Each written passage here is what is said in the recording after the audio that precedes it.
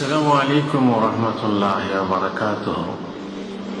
যুবক বন্ধু আমার, আমি আশা করব যে তুমি সেই যুবক দলের অন্তর্ভুক্ত হবে যারা নিজেদের যৌবনকাল আল্লাহর আনুগত্যে অতিবাহিত করে কাল কিয়ামতে ছায়াহীন রৌদ্র তপ্ত মাঠে আল্লাহর আরশের ছায়ার নিচে স্থান পাবে। বহু কথাই তো জানছো, শুনছো, পড়ছো, এবারে দরকার হলো তা আমলে পরিণত করা, উপদেষ্টার উপদেশ গ্রহণ করা। মহান আল্লাহ বলেন, সায়াযযাক্কারু মান ইয়াখশা ওয়া ইয়াতাজান্নাবুহাল আশকা।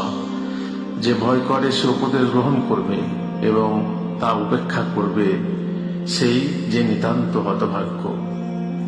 প্রীতিভাজন বন্ধু আমার, এখনো সময় আছে, তওবার দরজা খোলা আছে এখনো। যদি তুমি কোনো কুপথে ভ্রষ্ট থাকো তাহলে সুপথে ফিরে এসো।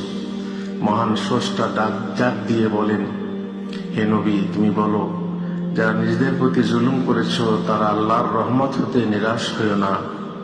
আল্লাহ সমস্ত পাপ ক্ষমা করে দেবেন, নিশ্চয়ই তিনি ক্ষমাশীল, দয়াময়।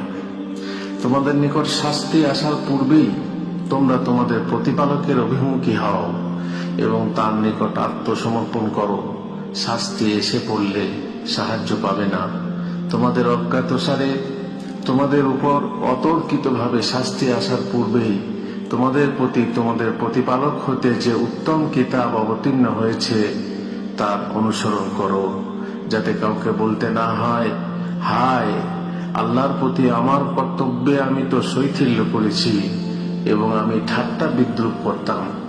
অথবা কেউ যেন না বলে, আল্লাহ আমাকে পথ প্রদর্শন করলে আমি তো অবশ্যই সংযমীদের অন্তর্গত হতাম। অথবা শাস্তি প্রত্যক্ষ করলে যেন কাউকে বলতে না হয়, হায়, আহা, যদি একবার পৃথিবীতে আমার প্রত্যাবর্তন হতো তবে আমি সৎ কর্মপরায়ণ হতাম। আল্লাহ বলবেন, বরং নিশ্চয়ই তোমার নিকট আমার নিদর্শনাবলী এসেছিল, কিন্তু তোমরা তো তা মিথ্যা মনে করেছিলে, অহংকার করেছিলে এবং অবিশ্বাসীদের অন্তর্ভুক্ত ছিলে। বন্ধু আমার, আর তোমার কাছে আশা করব যে তুমি সেই লোকদের বা সেই লোকেদের দলভুক্ত হবে না যাদের সম্বন্ধে মহান আল্লাহ বলেন, যখন তাকে বলা হয় তুমি আল্লাহকে ভয় করো, তখন তার পাপ তাকে অহংকারে উদ্বুদ্ধ করে। সুতরাং তার জন্য দোজখই যথেষ্ট, আর নিশ্চয়ই তা হলো নিকৃষ্টকর আশ্রয়স্থল। বরং বিনয়ী হয়ে সত্যের দিকে প্রত্যাবর্তন করো, আল্লাহর নিকট আত্মসমর্পণ করে ক্ষমা প্রার্থী হও এবং তারই একান্ত অনুগত হয়ে যাও। আর তারই পথে, তারই দিকে মানুষকে আহ্বান শুরু করে দাও। ইসলামী পুনর্জাগরণের আন্দোলনে তুমিও সামিল হয়ে যাও।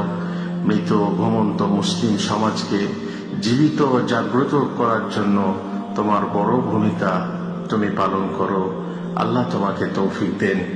আসসালামু আলাইকুম ওয়া রাহমাতুল্লাহি ওয়া বারাকাতুহু।